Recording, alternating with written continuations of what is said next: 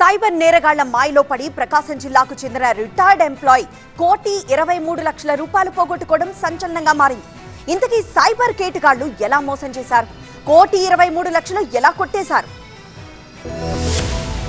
Digital arrest పేరుతో సామాన్యులనే కాదు విద్యావంతులను కూడా సైబర్ నేరగాళ్లు బురుడి కొట్టిస్తున్నారు. తాజాగా ప్రకాశం జిల్లా అద్దంకిలో ఘరానా మోసానికి పాల్పడ్డారు.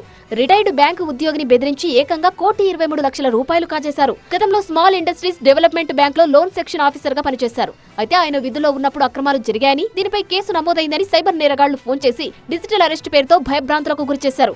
మిమ్మల్ని మీ భార్యను వెంటనే అరెస్టు చేస్తామని హెచ్చరించారు. వీడియో కాల్ ద్వారా ఆన్లైన్లోనే ఇంటి శోధన చేస్తామని బెదిరించి ఇంట్లోనే బీరువాలో ఉన్న షేర్ మార్కెట్ డాక్యుమెంట్లను కూడా క్యాప్చర్ చేసుకోవడం షాకిస్తోంది.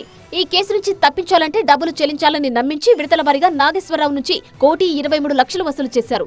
ఇది చాలదన్నట్లు బాధితుడు నివాసం ఉంటున్న ఇంటిని కూడా అమ్మి డబ్బులు అకౌంట్లో వేయాలని మరింత వేధించడంతో అనుమానం వచ్చి కుటుంబ సభ్యులకు తెలిపారు. మోసపోయానని గ్రహించి సైబర్ క్రైమ్ విభాగానికి అద్దంకి పోలీస్ స్టేషన్ లో ఫిర్యాదు చేశారు. కేసు నమోదు చేసిన పోలీసులు దర్యాప్తు చేస్తున్నారు. నగదు లావాదేవీలు జరిగిన సుమారు 13 అకౌంట్లను ఫ్రీజ్ చేసినట్లు అద్దంకి పోలీసులు తెలిపారు. ఇలాంటి కేసులోనూ డిజిటల్ అరెస్టులు ఉండవని, ఇలాంటి సైబర్ మోసాల పట్ల ప్రజలు అప్రమత్తంగా ఉండాలని సూచించారు.